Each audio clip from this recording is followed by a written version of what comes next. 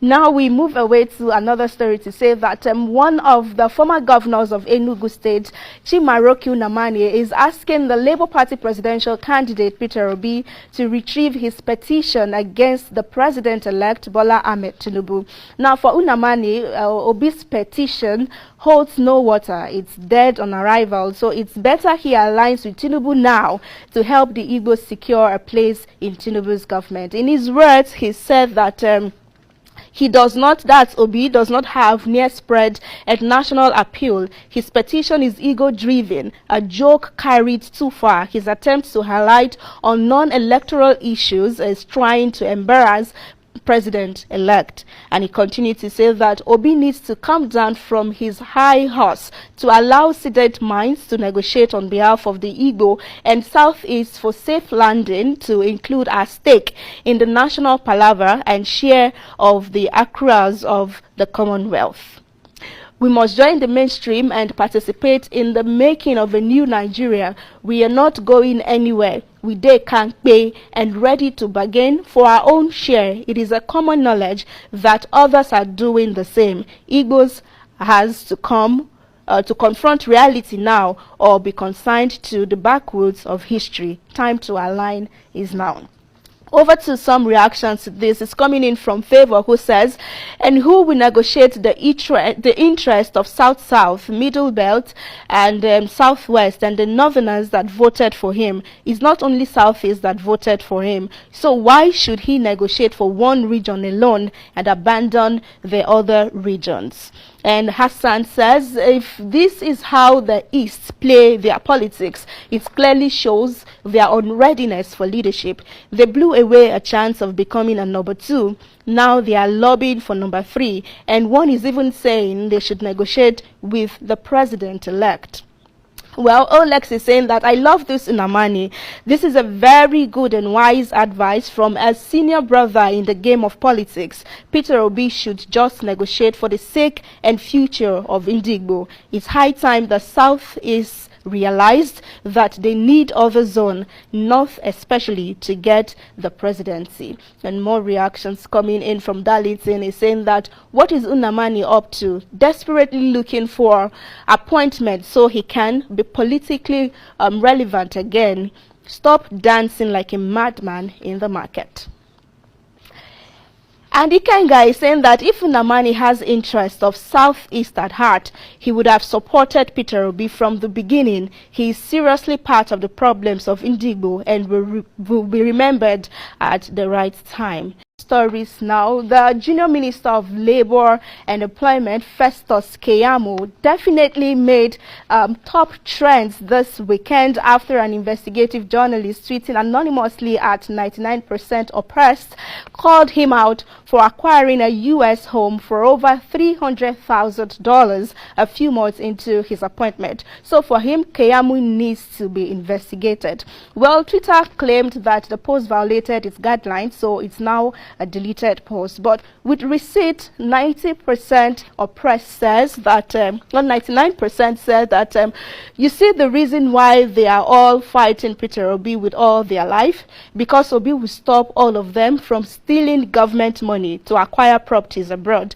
They rather continue with the old order. And then Festus Keyamo had posted this video. He attached it, and then this is the receipt of the house according to him. So let's see that video now, and then over to some reactions.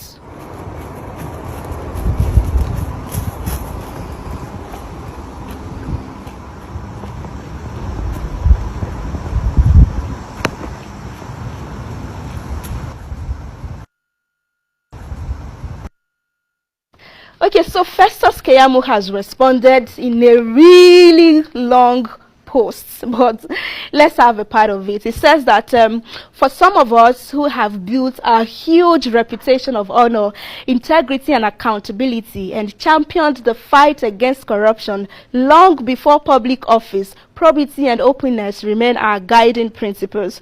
By letters dated March 6, 2019, long before I was appointed a minister, and immediately I was appointed a board member of the NDIC, and in line with our constitution, I wrote to the relevant government agencies, informing them of the closure of my foreign account and the repatriation of my funds to the country, being some savings I had made as a private legal practitioner and a property investor over decades. He says, so I had a good laugh when I saw the trending issue regarding just one of my properties in the US. It is even very laughable to think that after active high-profile practice of law culminating in my privilege as a member of the inner bar, together with being an international arbitrator and thoughtful investment in real estate spanning over 30 years, I cannot afford such a relatively modest property. He said, bad news for them. Let me now disclose that of my entire real estate portfolio, both home and abroad, this is about the cheapest of my several properties. Those who are very close to me over the years know exactly what I am talking about. My flourishing and manned law chambers whilst I'm away on national assignment, and my real estate investment are still far more financially profitable than serving my country. As is a labor of love to my country, my asset declaration is there for all to see. Again, this is verifiable. And then let's take the last part of that reaction. He said that some of us don't need government funds or patronage to get by. Whatever we do or whoever we support is out of our deep conviction. And yes, we have worked our socks off in the last 30 years. Please expect more videos.